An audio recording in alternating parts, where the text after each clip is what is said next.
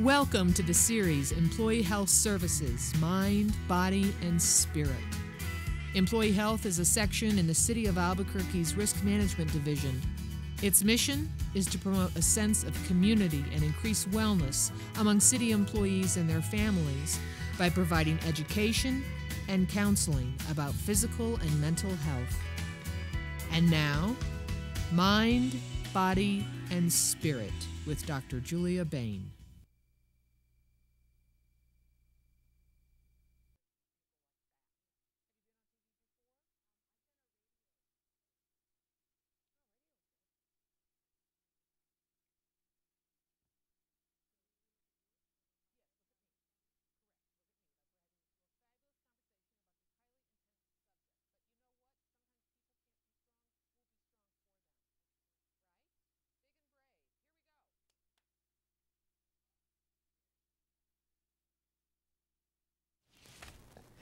Hi, this is Dr. Julia Bain, and welcome to Mind, Body, and Spirit. And today we're talking about a very serious and unfortunately prevalent problem in our community, which is domestic violence. We're going to talk about the ad campaign to help stop domestic violence in our community, and I have three incredible guests joining me today. First, I'd like to introduce Teresa D. Anza, hi, it's nice to meet you. Pleasure to meet you, Julie. The director of SANE, and that acronym stands for? Sexual Assault Nurse Examiners. Holy smokes, thank you for being here. Commander Chris Backus. Julia, nice to see you again. It's nice to see you too, and your position with APD is? I'm a commander and oversee the Family Advocacy Center. And that also makes you a deputy chief. No, commander. Commander. The title, I appreciate the promotion, but no, it's just commander. That's okay, I'll salute anyway. Dal Esparza of Esparza Advertising. Pleasure to be here. Thank you for coming. Absolutely. And thank you for putting together this very profoundly dramatic campaign against halting domestic violence in our community. You are an Abby winner, you have won awards, you have international recognition for putting this ad campaign together. I am so pleased you got to join us today to talk about this horrible, horrible problem we have. Yeah, I'm happy to be here, talking a little bit more about the campaign. Perfect. Okay. Well, we're going to just have a conversation. There's no structure or rhyme or reason. Everybody just relax. We're going to talk about the fact that domestic violence is an epidemic, as is sexual assault. I know that next year they're planning it's called 1 billion arising, which basically means that 1 billion women on this earth have been sexually assaulted. Mm-hmm. Try to wrap your mind around that. It's incredible, it's mind-blowing, and it's time for all of us to step up. And guess what?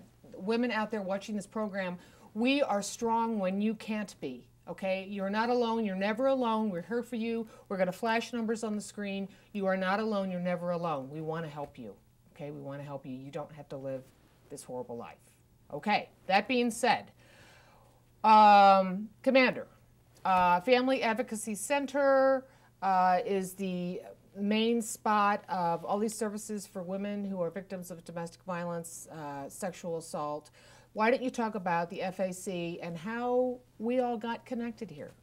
Set the stage. Okay. Well, about almost 5 years ago now, Chief Schultz had a vision that was based on an idea that came out of San Diego, California, where all the services a victim of sexual assault or domestic violence would need would be housed under one roof. Everyone would be co-located. And the idea is that in San Diego, where the initial, what's called the Family Justice Center is located, when they were looking at how hard it was for a victim to obtain services, a district attorney that was working on it found that a victim would have to go to 32 different entities to obtain services. So the idea is to bring everything under one roof, so a victim goes to one place and then right there can receive treatment, can receive counseling, can get help with a temporary restraining order, can get legal aid, and then at the same time, if they so choose, report the crime to the police department, speak with a detective, speak with a district attorney who will help prosecute their case down the road. So we prevent the victim from getting the runaround, from being stymied by bureaucracy as You know, we've all had occasion to try and deal with large organizations, although hopefully with nothing as serious as domestic violence or sexual assault. And you know how frustrating it can be to get transferred from one department to another. Totally. So the FAC just puts everybody under one roof. We all work together to provide the highest level of service to a victim that we can. Wow. Thank you, That's Chief. it in a nutshell. Thank you, Chief Schultz, and thank you for explaining that and reminding us all how brilliant our Chief of Police is. Thank you so much. Single point of entry, coordination of care. Brilliant. Yes. And if I might add, we might be remiss if we don't include the United Way, who worked really, really closely with the commander and the community. Okay. I'm sorry, the chief and the community to make it happen in a year. Wow. They were the finances they were the funders. and the organization behind making the FAC happen. Wonderful. Thank you, United Way, also, as well. Thank you for letting us know that they were an integral part of that. Absolutely. Okay, so you're in-house, so why don't you tell us what you do in the house, and then we'll go to Dal, and he can talk about how he got involved. Welcome to our world, You kind of bet. a thing. You bet. Okay. Okay, so tell me if I've talked too long, because one thing I love to do is talk about SANE and the FAC.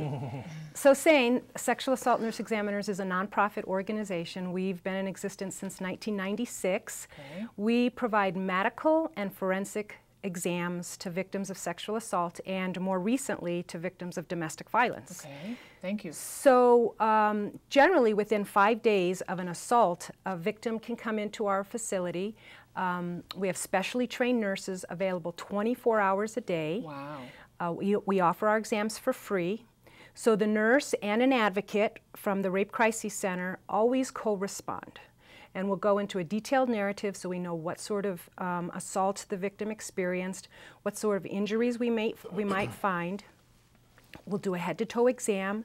We will, At the hospital? No. In our unit, we have a very, very nice, very comfortable medical unit at the Family Advocacy Center. 24 hours a day? 24 hours a day. Wow. And then the nurse does a head-to-toe assessment looking for injuries. She photo documents every injury that the patient believes is associated with her assault.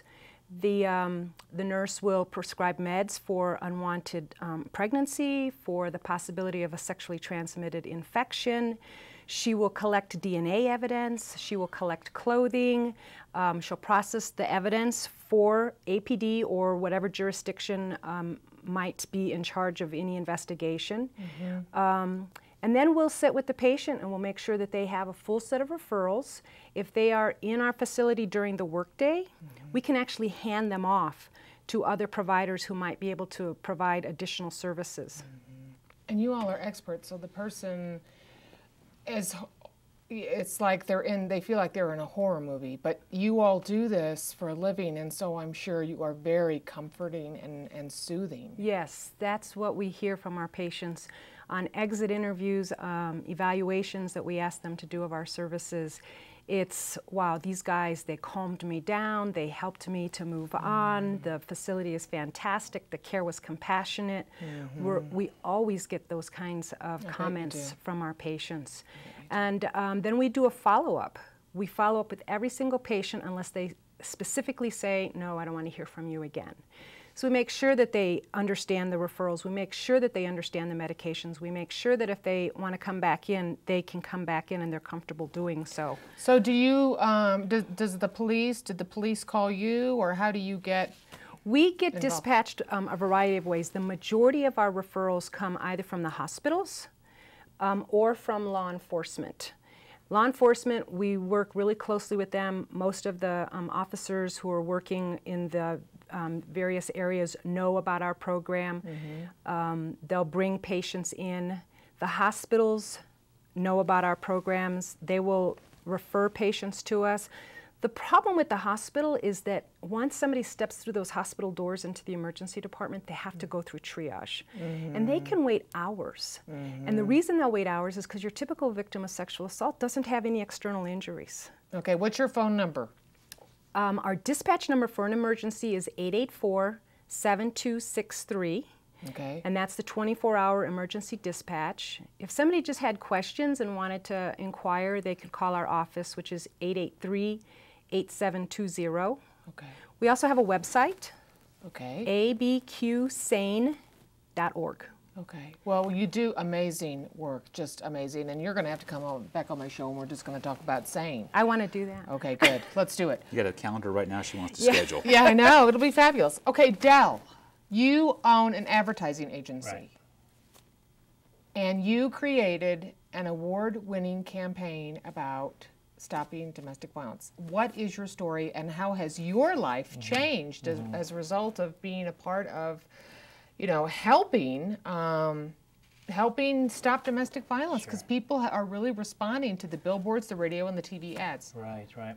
Well, and the website as well. The genesis of this whole program was through a program called Advocate, and as far as advertising is a founding member of Advocate. What Advocate is it's a combination of a number of media experts from all over New Mexico to concentrate on one nonprofit or one charity for the year. Okay. Now, AFAC, the Albuquerque Family Advocacy Center, was the recipient of the 2011 Advocate grant, if you will. Okay. So the price tag of the grant is about $1 million. And what that $1 million is that's $1 million of Esparza advertising creative time, plus the remaining balance will be used in media reach through television channels, like you said, through radio, through outdoor, and through a really dynamic and easy to navigate website. So those were the tactics that were used. The Albuquerque Family Advocacy Center was the benefactor, I guess, of the Advocate grant for 2011. Okay. How has it changed my life? Well, I guess from my perspective, I was somewhat naive to domestic violence and the significance of the problem of domestic violence. I was fortunate to be raised in a very loving and caring family, and I feel that I have that in my own family now. So to be aware that this problem exists and the significance of a problem was somewhat alarming for me, and it really took me back. And It's shocking. it really was. It was just shocking. It was disturbing. There were so many adjectives I can use to describe my feelings that I received, as well as members of the Advocate program received when we were making the selection.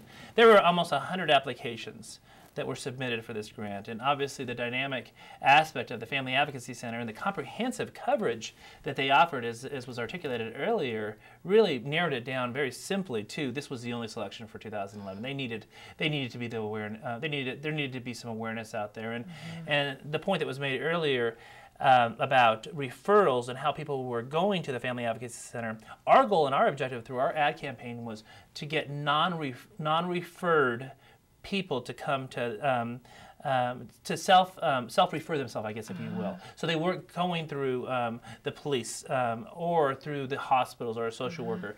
They made a decision on their own that I can no longer live like this, and they were willing to break that cycle. And so the whole ad campaign, it's actually called the Broken Record ad campaign, is I'm going to break this cycle, because the cycle's not going to stop until I have the courage to stop it myself. So your campaign was to shake up the victim and say, enough! Yeah. Right? I'm going to refer myself. Right. The intent was to give people the courage to take the problem in their own hands and solve the problem. Nice. And program is wonderful as a Family Advocacy Center. It is a one-stop shop. They're able to go in there and as Captain Bacchus said earlier, Commander Bacchus said earlier, the Bacchus. Either way is fine. Either way is fine. To be able to navigate through this very difficult process when you're going through a domestic violence situation is a daunting effort, and in many cases, depending on your lifestyle, your background, a very intimidating process as well. Yes. So the center really hit home for me, and certainly for my staff and for members of the Advocate panel. Well, and it's shocking for the person who is surviving getting beaten and abused and raped on a regular basis. They didn't sign up for that. Right. Well, and the advertising campaign was beyond just the victim. We actually, one of the radio spots had a child. Sometimes we think it's just the victim is only the one that's getting hit or getting sexually assaulted. But in many cases, there's so much collateral damage that occurs. Children that are in the household, other relatives that are witnessing this. they're as much of a victim as well. And so one of the radio spots is not the victim talking, it's actually the child talking about how he tried to stop Daddy from hitting his mom, and he wished he was stronger. And so it was very emotional ad campaign. We've showed it on a number of occasions at our agency, and it really does bring out the emotion to anybody who sits down and watches it and listens to the radio spots. Well, and I just want to congratulate you on being Philanthropist of the Year for Central New Mexico. Thank you so much for your generosity and service and help. You did a great job. I mean, were you all just blown away? I remember we were all at the press conference when the campaign started. And it was just like, wow, when I saw it, I was just, it's supposed to shake you up when you see it.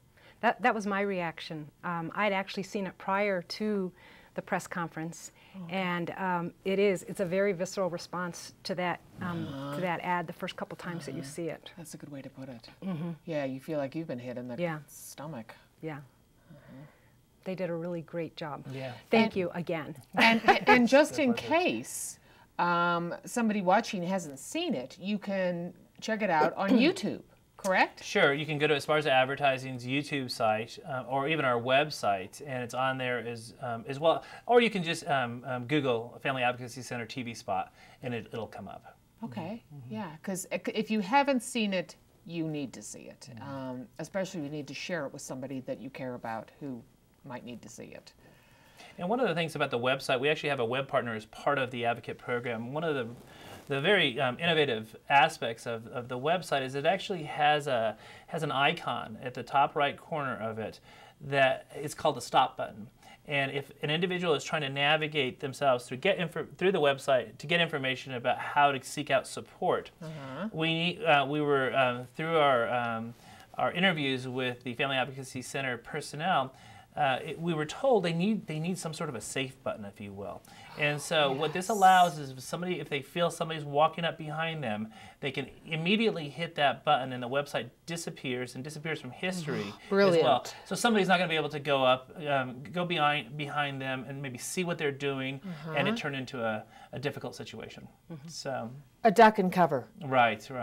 You're safe, so you can check it out and you'll still be safe. That was smart. Yes. Very smart. Good. Wow. Commander. Yes. You're the police?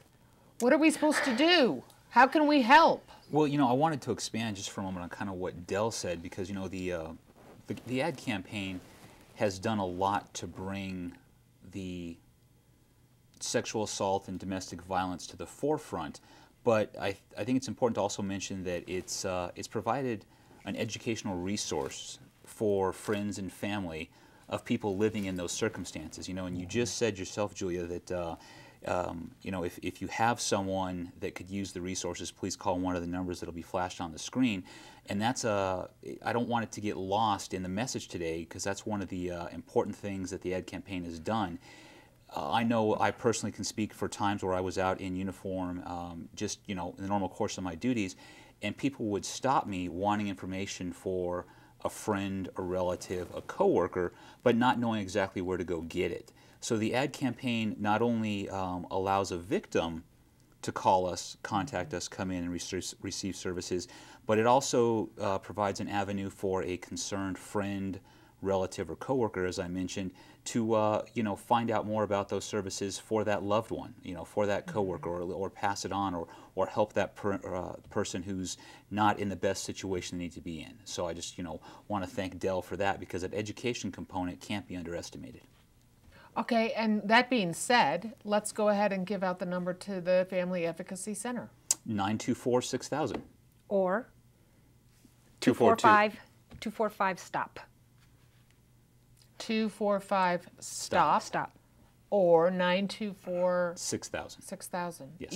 Either number will get you to whatever help you may need. To one of the two receptionists, yes, and then from there they can direct you. They can direct the call wherever it needs to go. Right. And it's not a form of weakness, to reach out. Some people, I think, hesitate. Like, I can do it. I'm independent. You know what? The strongest people I have ever known have needed help on occasion. On occasion. We all need help on occasion. And domestic violence and sexual assault and these topics we are discussing are a matter of life and death.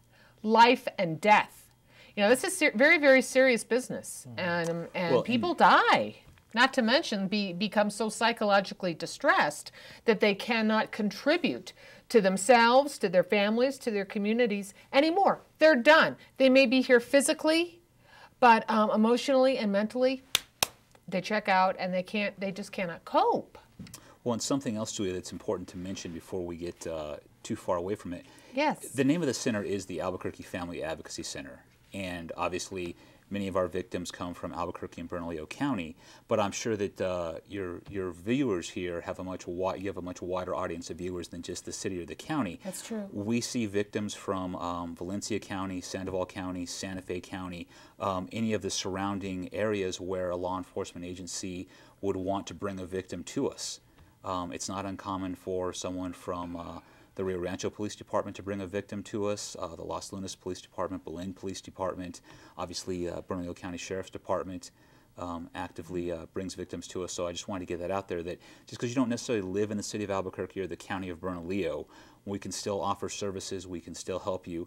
I mean, for that matter, we could help anyone from around the state with referrals. Wow. But in terms of actually seeing victims, we see victims from all of the surrounding counties also. Okay. Excellent. Fabulous. And if it's all right, I mean, just a Teresa. couple of pieces of data Yes, around Teresa. domestic violence Please, and sexual please. assault. Tell us. 1 in 5 women over the age of 18 in New Mexico will be victims of sexual assault. 1 in 3 women will be victims of domestic violence. It's very prevalent. It's just something that a lot of families and a lot of individuals are not able to speak about. 1 in 10 men will be a victim of sexual assault. 1 in 10 men over 18 in New Mexico will be victims of sexual assault sometime during their lifetime. So it's a really big public health problem. And what we know, and one of the things that we're really careful about doing with our patients or our clients that we see at the Family Advocacy Center is safety planning for them. Because the most dangerous time for a woman who's deciding what to do with her life is when she finally makes that decision to leave. That's when she is at the greatest risk. Yes. And so safety planning for those individuals is really, really important. Yes. Yeah, I appreciate you providing us with those statistics. It's an epidemic. And this is a conversation that, the conversation we're having, this is a very difficult conversation for people to have.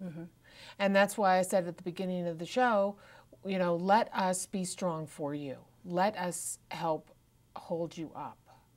Well, the irony about your comment earlier is it actually takes strength to seek out support, not to try to handle it yourself. And that's the mistake so many people have, is I'm strong, I can figure this thing out on my own, I can handle it.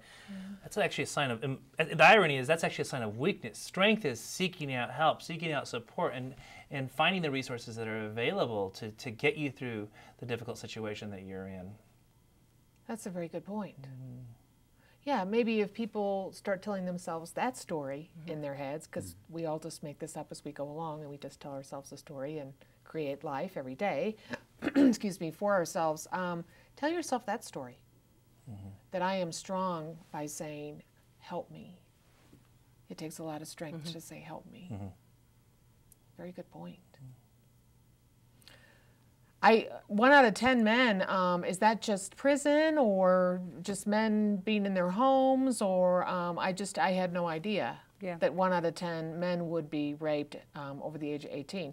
I usually think of male rape as a consequence of prison life, which doesn't make it any less horrible, but we're just talking about men walking around who are free. Yeah, I mean, it includes both those who are incarcerated in detention facilities and men in the general population. What do you know? How do our statistics and the statistics in New Mexico that you just indicated, how do they rank? If I remember when we originally met, they're significantly worse in New Mexico than they are nationally. Is that correct, or about the same?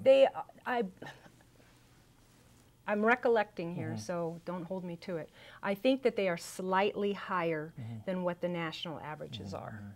And there is a fabulous couple of data reports that are put out by the New Mexico Coalition of Sexual Assault Programs that really county by county and at a statewide level analyze sexual assault and domestic violence rates, compare them to the national averages, compare them to county. So it's a great reference. I think it's because we live in a rural state. It's such a large state. It's the 5th largest state in the United States, and we only have a couple of million people who live here. So I think people become very, very isolated, and that makes them even more vulnerable. And I'm working up a sweat. This is a serious subject here. Pardon me. We have like 3.5 minutes, okay? So collect your thoughts and be thinking about the most powerful message you'd like to leave the audience with. Who would like to go first? I'll go first. Well, you've got the gun. Well. So the message that I would want your viewers to come away with is that it doesn't matter how long you've been abused. It doesn't matter who your abuser is. That we can help and we can break that cycle of abuse, break that cycle of violence, if, as you said, they're willing just to reach out and give one of the service providers a call the police, come by the Family Advocacy Center and speak to someone. We can help anyone. It's never too late. And I would add to that at the Family Advocacy Center, there's 12 providers on site in addition to all of the law enforcement agencies that are there. We're all committed to providing compassionate, non-judgmental, comprehensive care to anyone who comes in seeking services. yeah, it's not your fault. Absolutely not. It's not your fault. It's not your fault. It's not your fault. It's not your fault. That's correct. Nice. Thank you. Well, something as simple as, saying I'm sorry doesn't break the cycle. It takes somebody to have that courage, and I'm encouraging your viewers, if you know somebody or you are part of a domestic violence situation or sexual violence situation, have the courage to seek out that support. Saying I'm sorry doesn't stop it.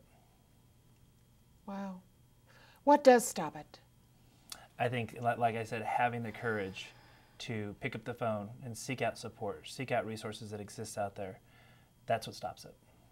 Taking your control back, owning your power again, because I think when you become, and you tell me, you're the expert, when you become beaten and battered and raped, you don't feel like you have any power anymore. Is that correct? That is correct.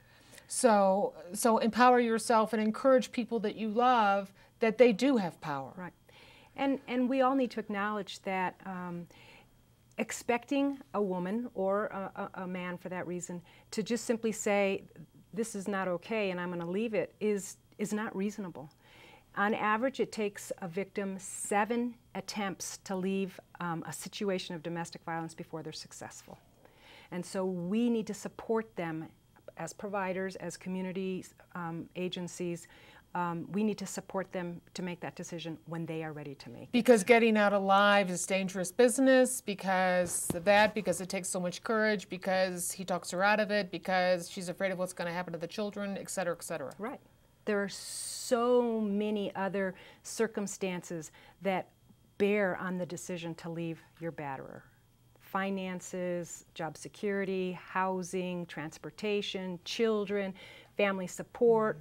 They've all been manipulated by an abuser. Exactly. You know what? It has been an honor and a privilege to be around a table with such intelligent, brave people in our community. I thank you so much. Thank you, Teresa, for coming and all your good work. Commander, thank you for having us, Julia. You're awesome. Thank you. Dal. Thank you. Thank you again for your service and your contribution to our community. And thank you for watching. Remember, you are never alone. You are never, ever, ever alone. We're here for you. This is Dr. Julia Bain. Until next time, be happy and be well.